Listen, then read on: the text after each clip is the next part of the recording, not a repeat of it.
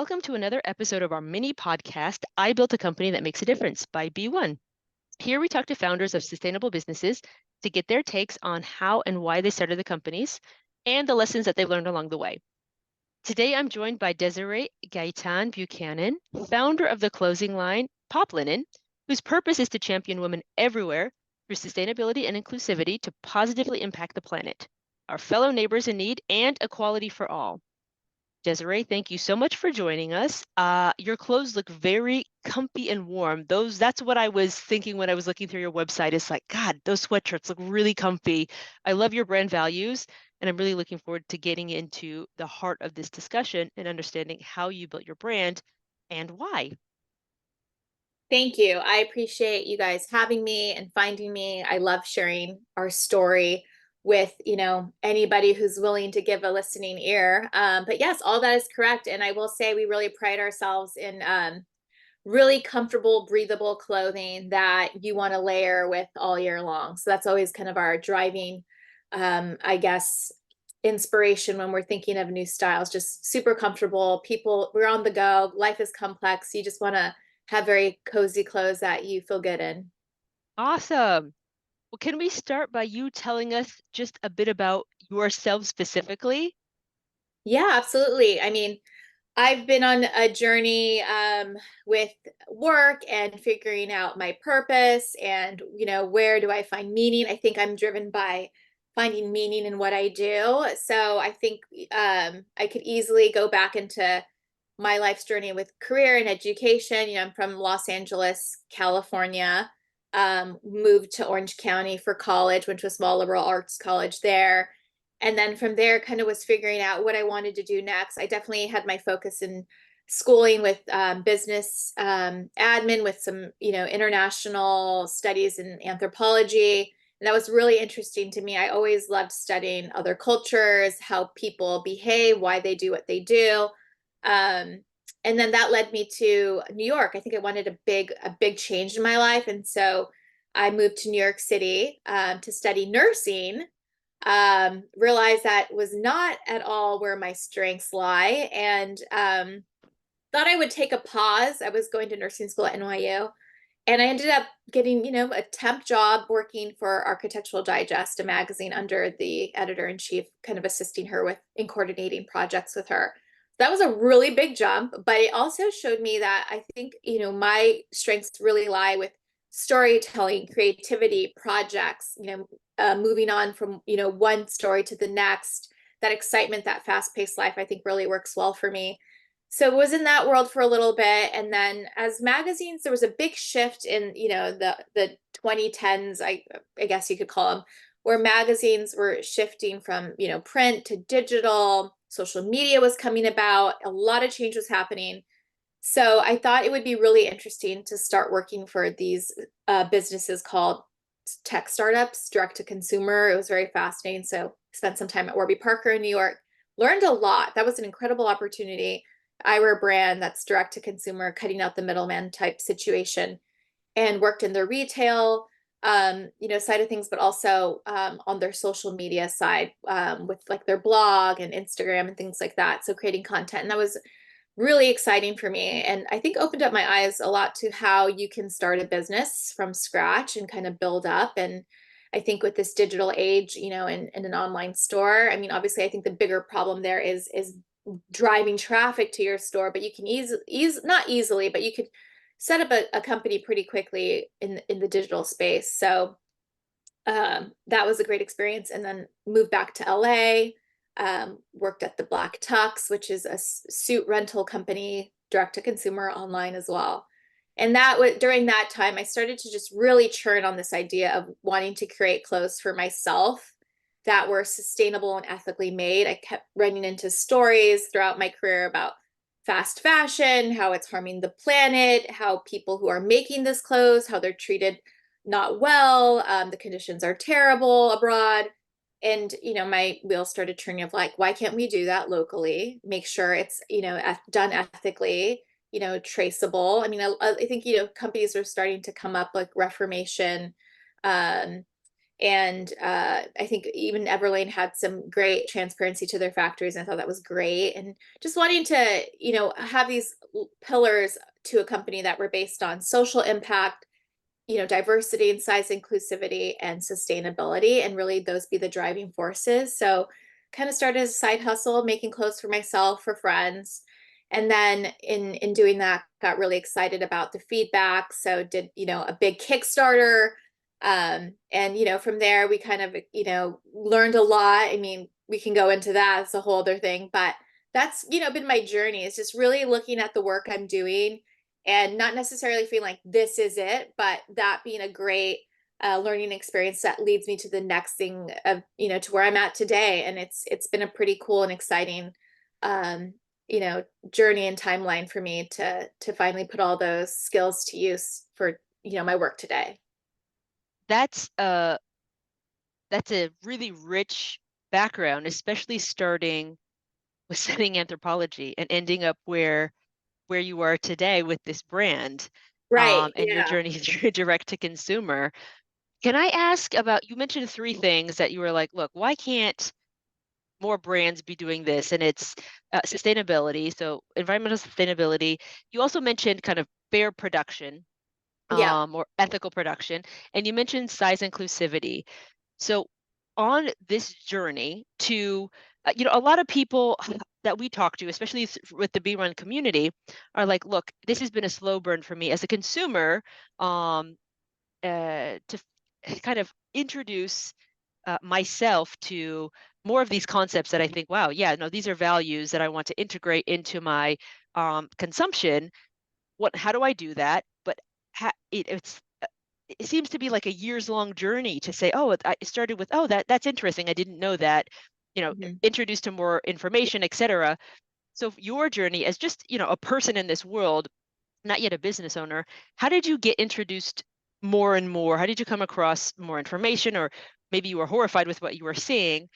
Because those are three very separate kind of pillars. Mhm.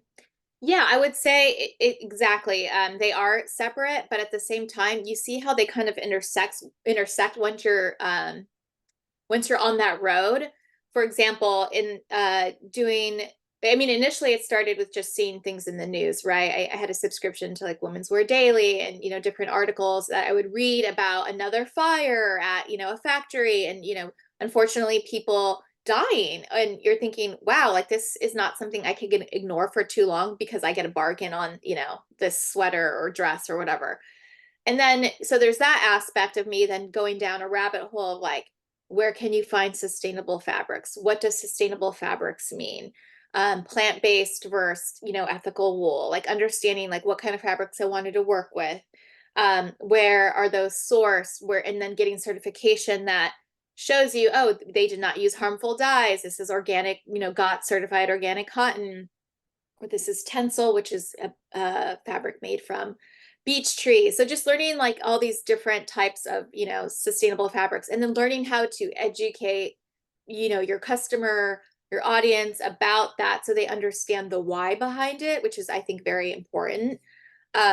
And I think people want to make the right choice. They sometimes just are overwhelmed on how. So making that warm and welcoming, unless, the judgmental type of environmentalism is important to me. But then there's the other factor of, for example, the size inclusivity. So initially, my whole desire was to make this accessible to all women. And in that process with the Kickstarter, women reached out being like, love the mission, love the idea, love the styles. Will do carry a 2X or whatever the size might be?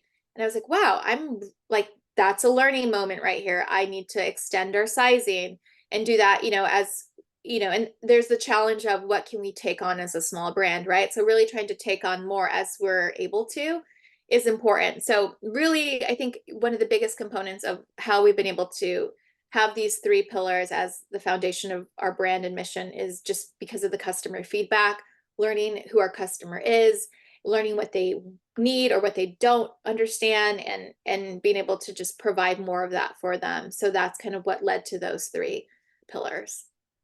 And because just to level set for everybody in the audience, can you tell us when you launched and about your brand? hmm Yeah, so we launched, I would say, this has been years in the making. I think, I dreamt a lot about this. Again, I did the side hustle thing, I'd say in like 2018, 2019, just kind of doing it on the side, making shirts, for myself, for friends. And then I'd say in 2020 is when we got really serious, early 2020. Of course, COVID hit. It's a whole other thing. But um, creating our online store, we started with like, I sometimes laugh. I'm like, oh my gosh, kind of embarrassing. I wish I would have thought more about this launch, but I was just excited and wanted to get something out there in the world. And so we launched with like a t-shirt, a long sleeve t-shirt and a sweatshirt. And those have still been like the cornerstone of our business, like great sweatshirts, classic fits, great tees that are breathable. So we launched with, those two styles. That's it. I think looking back, I bet people were like, wow, very small offerings. But in a lot of ways, that is, it's great because I think in that and doing small, we were able to be a little bit more agile, learn quickly, and then add to what our customers asked, are you going to make this or that? So so it was less of me like putting this whole collection out and then not sure if people were going to end up being interested in it. So started out with the essentials, created a Shopify store. Fortunately, because of my background and the work environments I was in, I had friends who wanted to work with me, a graphic designer who helped build things out for me, a copywriter who helped, me like put this whole messaging into play. So that's because that's part of the challenge, right? Is being able to find the right people to help you build out, this whole brand. So, yeah, we did that. And then soon after, a couple months, COVID was on the horizon and it was very scary. And, we had all these cool things lined up for the year to really kind of grow, in-person events, pop-ups, things like that. And it just all went away. And I was really scared because I was like, I just launched this company. What's going to happen? Is this going to be the end of it already? Um, but it ended up being a really cool experience because obviously people were shopping online, we're discovering new brands on social. People really rallied around, check out this brand, check out that brand. People wanted to dress cozy. They were obviously working from home or just, not really going places. So that was a big growth year for us. And yeah, it was took me by surprise how we were able to get through that. And we started, making some organic cotton masks for customers. And that was a really exciting, big opportunity there too. So, we really were rolling with the punches at that time. That's awesome. Yeah, COVID, oh God, we talked to a lot of entrepreneurs, and the one of the common questions is, how was your COVID experience? Like, how did you live and survive that period? In a lot, it was either we completely thrived because we already had an online presence, or we scrambled. We had to move everything online very, very quickly, or it almost killed us. It almost took us out. Yeah. So that's great to hear that it was a great year for you. Can you talk to us about fabrics, materials? Just Yeah. from a very basic point of view, when you educate your audience about fabrics, what to look for, what not, things behind the scenes that we don't know, um, and the dangers of not paying attention to what kind of fabrics your clothes are made out of. What do you say? Where do you start? I start out with just sharing, what we do and what I like to stay away from. I think there's a lot of great effort happening and new technologies of fabrics that are doing better by the planet. Some man-made fabrics like Tencel, for example. It's plant-based, it's amazing, it's silky smooth, it's washable. And it's a newer fabric and there's newer technologies that are kind of deriving from Tencel too, which is exciting. So we like working with that fabric a lot. Biodegradable, which means it's not gonna, be on the planet forever and you cannot ever get rid of it. But I started working with organic cotton because that was very straightforward. The certification around it was straightforward.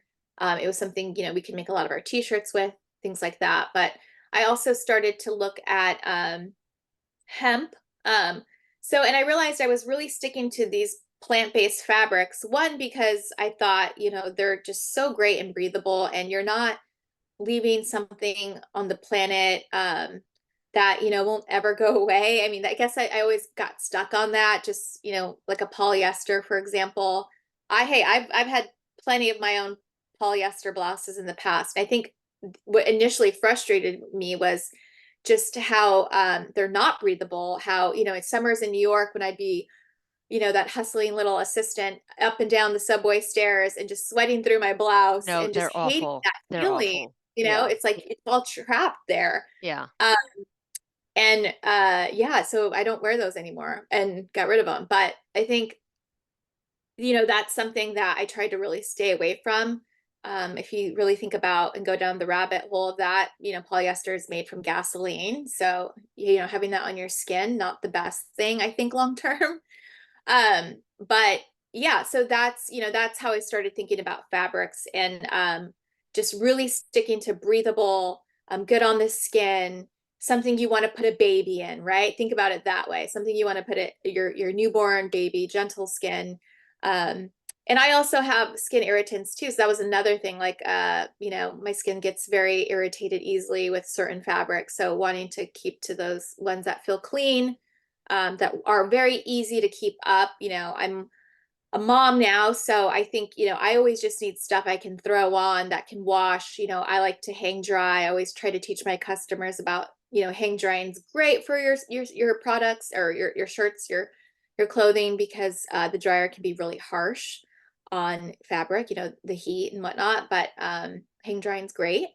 Um, and yeah, that's so I really started to just kind of think about our collections based around fabrics like organic cotton gauze. It's, there's organic cotton, right, as a general umbrella. And then you have like gauze, you have poplin, you have these different types of um, textures of that fabric that you can play into, which is exciting. And it's, a little bit nerdy that I just said that, but for a normal everyday person, they just look at it. And if that looks great to you and it feels great, awesome. And then, so there's a little key moment in there. I just try to, if I'm at an event or I'm talking to a customer or I, tell some of my colleagues who work with me, just share a little bit about the fabric to them. It might stick, it might not, or, taking that opportunity with the care label that you sew in there to just share a little bit about the breakdown of what's in this fabric and how they can learn more, I think is really important. And you start to see customers. I think there's more of a conscious customer today who does want to know, and they do ask how you care for this, or they'll ask Tencel, what's that made of, or Yeah, I've never heard of that. I just wrote that down to go look at what that is. I've never heard of that before. So that's very cool to learn. yeah, it's definitely becoming more popular, which is great because I think it's a great fabric, and a lot of I think companies also use it for bed sheets because it is such a great fabric that has this cooling component to it. When you have it on, it's just very natural in that way. But yeah, so that's I would say how we're looking at fabrics is just okay, it's springtime. What are some great light layers? Okay, let's look at like linens. It's a very natural, biodegradable fabric that is easy. Of course, it wrinkles, but that's a look, so it's okay. And you kind of can share that with your customer. And organic cotton gauze, kind of like a linen, but has this texture that already looks wrinkled, so it's part of the style. So it's very great for like travel and packing light and things like that. So I tried to like share the characteristics about fabrics with our customer to get them thinking about when they can use this and why it would be beneficial during that season or that scenario they might be in. And you've mentioned organic cotton a lot. Just why organic cotton rather than non-organic cotton? Yeah, so it's, great question. I think organic cotton, obviously there's no the big thing I think about is, no chemicals or pesticides sprayed on the cotton, right? So it's, it's natural. It's not hurting the environment the way those chemicals and pesticides can do long term. And it's, it's just a more ethical way of doing things. You're also the people who are taking care of these the cotton, the fields, they're not in harm's way. Hmm. There's just kind of the supply chain of it that's keeping um, just on the right side, I think, of the journey with this plant and what it ends up becoming. And that certification also brings this just transparency to, hey, this was done in the right way. This cotton is better for the planet. It's better for you. Um, And, I think brings a lot of trust with the customer who's looking to just, make a more conscious decision with their purchasing power. Mm-hmm. Can you tell us, let's go back to launching. Can you talk to us about your Kickstarter campaign? Yes, I can. So I will say props to anyone who does a Kickstarter. They're It tough. is, They're not as it, straightforward as just like no, showing up on the no, platform and putting together a neat little video. It's way more than that. I'm so interested to hear how your experience went. you nailed it. It is, so when I don't want to like discourage anyone from doing it because I certainly think it's a great learning experience. I probably would never do it again, personally. Um, but I'm so glad I did do it. I really do mean that. Kickstarters are, you're right. It's not just throwing up a video, putting up some text about what you're doing and just waiting and seeing the money roll in, because that's definitely not going to It's happen. not how it Uh, works. it took me about 2, 3 months beforehand planning out the whole marketing strategy for a month of campaigning this Kickstarter campaign for me. And I was trying to raise $25,000, I believe, um, So and that's not an a enormous lot of sum. money. That is a Yeah. lot of money. I was just trying to, shoot for the stars and be Hmm. realistic about this initial like kickoff of like trying to do this as a company and meet customer demand, like what Hmm. that would entail. Hmm. And even though that's a lot of money, it goes like that. It's Yeah, just yeah. boom, That's you start, operationally, that's like a blink of an yeah, eye. It's gone. really. And then you make a lot of mistakes along the way. I'll be honest, like, I lined up the factories I thought, the people I wanted to work with, where we're going to get our fabric. And then the fabric was delayed, and then that delayed production. And then we had an issue with, the pattern, just things come up. And so it's so great doing a Kickstarter for that reason, because people are just excited. You're going for it. They want to rally behind you. They're willing to be a little more patient than maybe if they were buying from like a legit brand that's already been around for a while. So that was really great to do that. So I worked out a lot of the kinks with that Kickstarter. But I will say I was there for a month, just putting my face on social, on everything, writing emails, you're basically like, hi, I'm poor. Please give me some money. I Like, know. that's I what it really want to feels do like. this thing. Please help me Yeah. do this thing. Yeah. Yeah, please help me do this thing. Please believe in me. I'm sure you're working hard at your job right now, and throw me a bone kind of thing. Yep. And No. but again, people get really excited. A lot of people found us through the Kickstarter. Kickstarter ended up putting us on their like homepage of Oh, that's Kickstarters to good. check So that out. means it was performing well for the platform. That's great. Yeah, we made a really fun video. I mean, luckily my husband, he's works in, the film industry, so he helped me a little bit. He wanted to go real out there with it. I was like, let's just hone this in. Let's keep it simple. But it was still really fun. And I was grateful for the help, but I still think you can make a great video just even on your iPhone, and just telling your story is important. But I will say, be ready for however long you want that campaign to run, to every day be out there in front of people, sharing about it, being excited about it, bringing the energy. And obviously that it's like a marathon. And so by the end of it, you're pretty exhausted, but then you got to get up and do what you said you're going to do, and, fulfill this campaign. So, fortunately we were able to raise the money. Woof, that was, I still have, nightmares of some mornings waking up being It's like, a really okay, here we stressful. go. Yeah, it's a really Um, stressful period. yeah, but again, like I said, it's like raising money. So you got to work through that and learn how to jump the hurdles. Yeah, yes, for sure. And I appreciate you talking about the real story behind it, because that's what a lot of our audience is, entrepreneurs, and would like to be entrepreneurs. So hearing the Yeah. real, look, this is a good experience, but be prepared for this being exceptionally difficult and time consuming. That I'm sure they Right. appreciate that. Can we Yeah. jump forward a little bit and talk about what your acquisition looks like right now? What does your marketing mix look like right now? What about distribution? Can we talk about what your operations look like today, a couple years Yeah. on? Absolutely. Yeah. So I still keep the team pretty small. We're all remote basically, except for my customer support, like package fulfillment person. But I early on knew that finances is not my strong point. Doesn't mean I don't still lean into it and really try to make sure that we are using that as a North Star of, pricing and making sure we have a good margin, making sure we're covering costs of goods sold, all that stuff. But I knew that that wasn't my strong point. So I quickly hired a bookkeeper and then eventually an accountant who, we really make sure everything is, looking good and that we're budgeting correctly. So that was really important to me. So I'd say if you are someone who's like, man, do not like looking at spreadsheets, finances is not my thing, hire someone who it is, or try to at least invest in that, because it is important. And then, yeah, I have our, our communications person.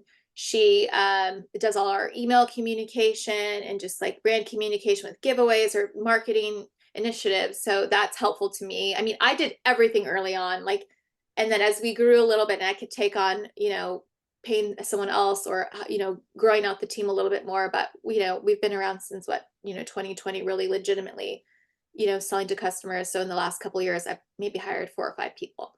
And keeping it just really, snug because we aren't VC backed. So, we're, self-funded with, grants, loans, doing all the different things that, I can drive this company and really grow it sustainably right now.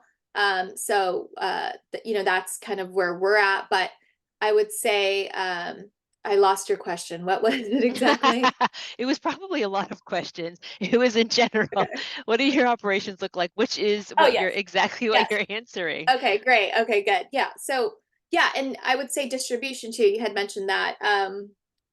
We were obviously direct to consumer for, the first 2 3 years. And that was what drove that was online sales, of course, and then doing in-person events. So we don't have an actual physical storefront. I definitely think that's something that would be great to have maybe a year or two down the line. I'm just trying to really figure out the right market. We're LA based, but I'd say some of our biggest markets are San Francisco, Denver, and Chicago.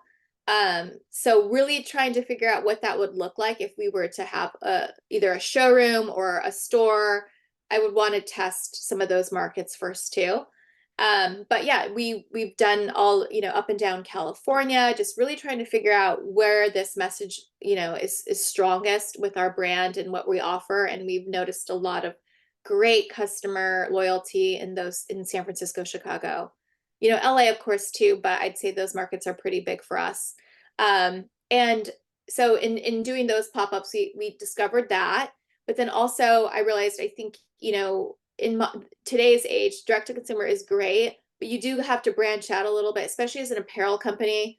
Wholesale can be good if done, strategically, like really lining up with the right boutiques, building out that trust with them, and then really trying to go after these bigger, stores. I think for me, a big goal for 2024 with our distribution was really getting in front of department stores that see what we're doing and want to champion that. And we actually, exciting news, got accepted into the workshop at Macy's Accelerator. So it's this Oh, that's accelerator. big news. Yeah, it's really hard to get into. They get a lot of applicants, Hmm. but we're a part of 2024's cohort, and they're really going to help us establish how to do wholesale, what, a company like Macy's is looking for to make that order, how to pitch your brand to buyers. Just like really, this is not my strength. It's probably a weak area for me is wholesale, just because I came from a direct to consumer background. So really getting to learn the ropes about this and get in front of the right people and share our brand is really exciting for me. And, we're kind of starting to gear up for that cohort that starts later in spring and see, where that takes us next, which is exciting. And I think will help prepare us for, getting in front of other department stores that we'd like to be in as well. But yeah, so I think, as a small brand, if you're looking to branch out from direct to consumer, I think, starting even with drop ship marketplaces. So we're on a couple of those with like Trade, 4 Days, and Wear Well, and that's been great. It's very simple. It's a plugin with your Shopify store and their platform, and then you're getting in front of all these new audiences. And these platforms in particular have a customer base that are interested in what we're doing with, sustainability, size inclusivity.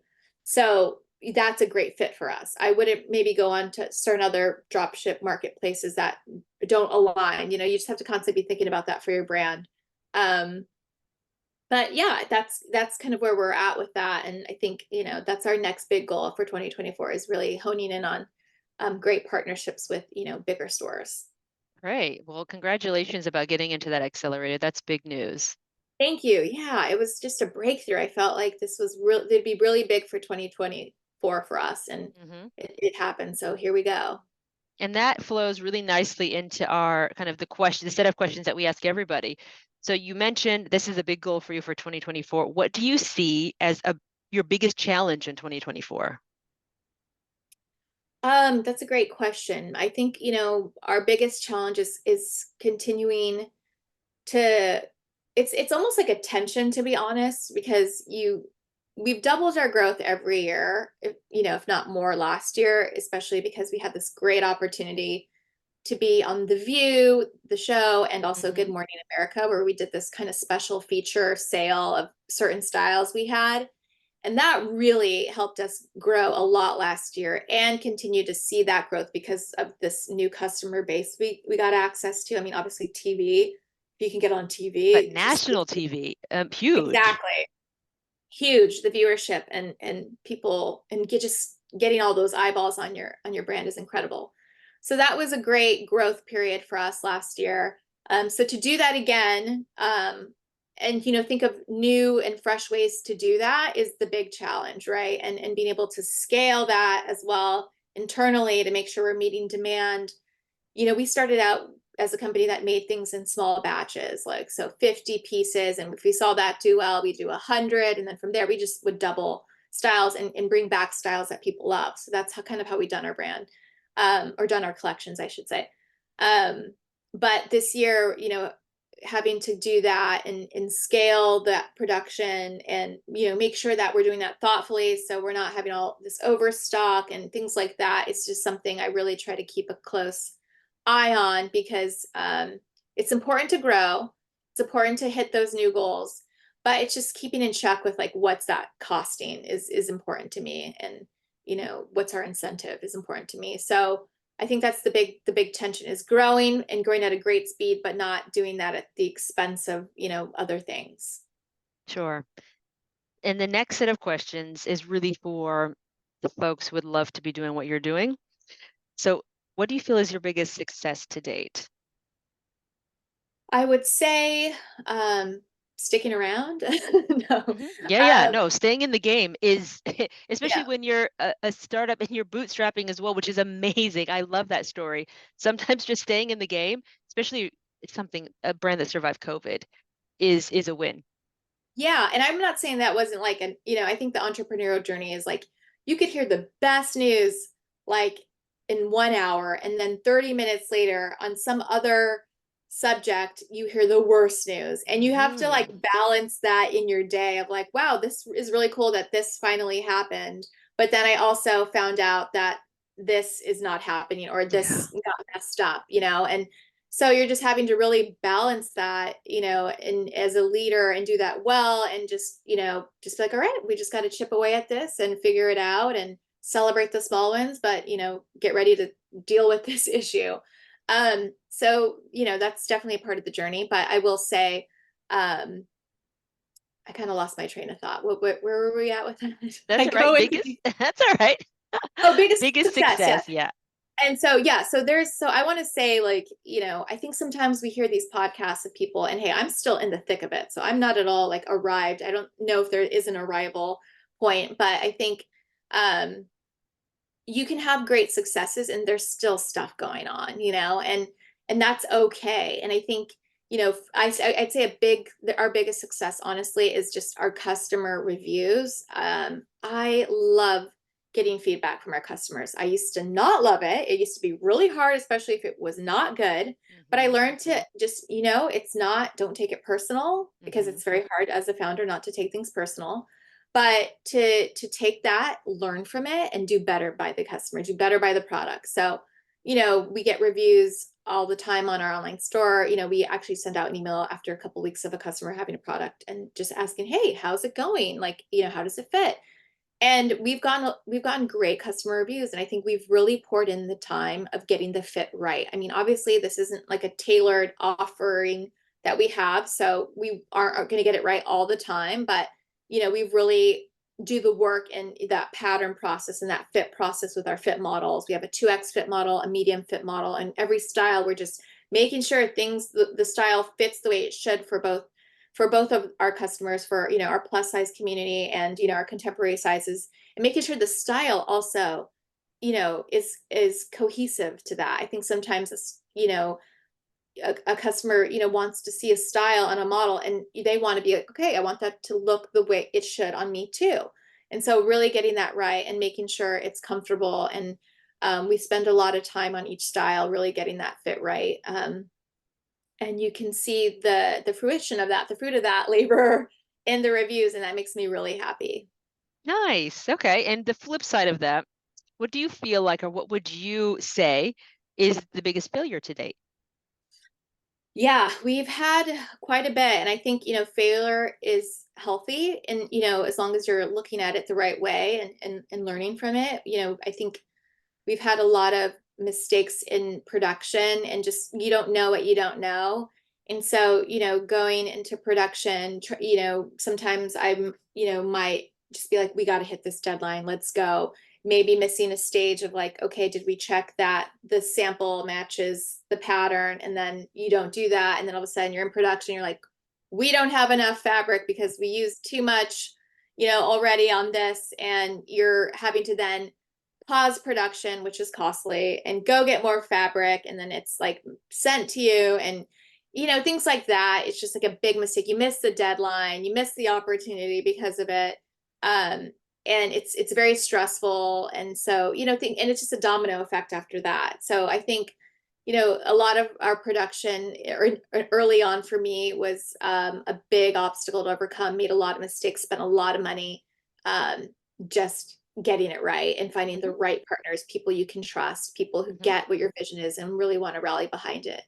Luckily, these days we've found more of that, here in LA, and I'm really grateful for that. But definitely made a lot of mistakes initially, the first even like 2 years of just trying to find the right partners who, make are ethical, who communicate well with you, who are telling you the truth, things like that.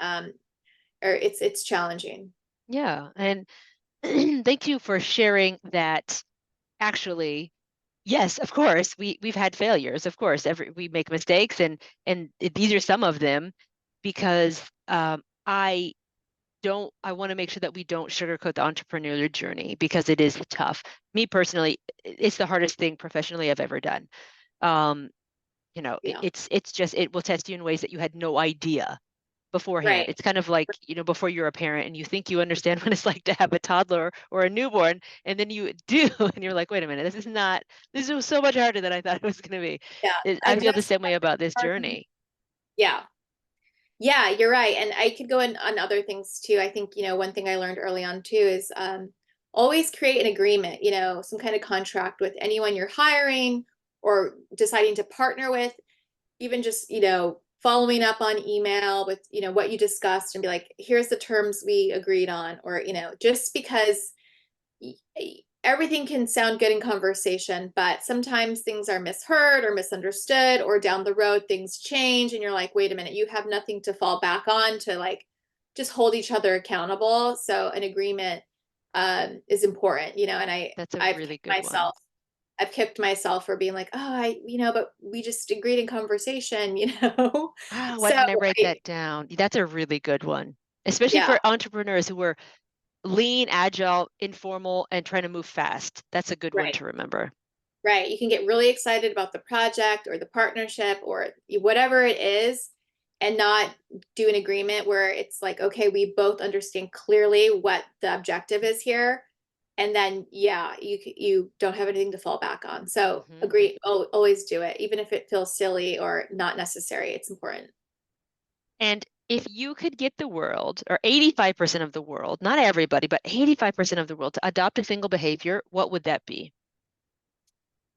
Um, Gosh, wow. I would say, being able to dig deeper in yourself. I think you're not really aware of what you're capable of until you have to go there. You know what I mean? I think being an entrepreneur, no one really understands the journey. I think initially I'd be like, oh, I'm working so hard. Don't people see like what I'm doing here? And um, yeah, I don't think it's not that they don't care. I just don't think everyone's living their own life, and there's no pat on the back. I think for entrepreneurs, a lot of time, I think you just got to really believe in what you're doing and know that this will make a difference and follow that, and just be able to, on those really hard days where you want to give up, but it might just be a funk you're in, to just be able to, you know, take the time you need, meditate, go on a walk, whatever, but just dig deeper within yourself. To find the solution or find the path, or be willing to look at the mistakes, or do the hard work to turn it around. I think the journey is not a straight line, and there's all these different decisions you have to maybe turn around. Or, like, for example, I never thought I'd be making masks for during COVID, but it was something our customer wanted and needed and felt good about buying, and so we decided to make masks. But then we didn't keep making masks after that season ended. We paused, or we stopped, and we went back to making what we do best. And you just have to be ready for those moments where you might have to change things up a little bit, stay innovative, think about new ways of doing it, to continue down the path you believe you're supposed to be on. Right. So then can you plug all of the places that we can find you online, on social media, not yet in real life, but where can we find you? Yes. So you can find us, easiest is, poplinen.co, not com. That was not available, unfortunately. Who thought that would be taken? But Poplinen is one word. And also Instagram at Poplinen, Poplinen. And we're getting on the TikTok, but we're not as active on there. Something that we just have to wrap our minds around, I guess. But also, we're in, like I said, we're on the marketplaces May Trade, 4days, and Wear Well. So yeah, there's a couple of places, and you can just Google us, and there will be a couple options as well. Wonderful. Desiree, thank you so much for talking to us about your journey and your brand. Thank you. And thank you, everyone in the audience. We will see you on B1.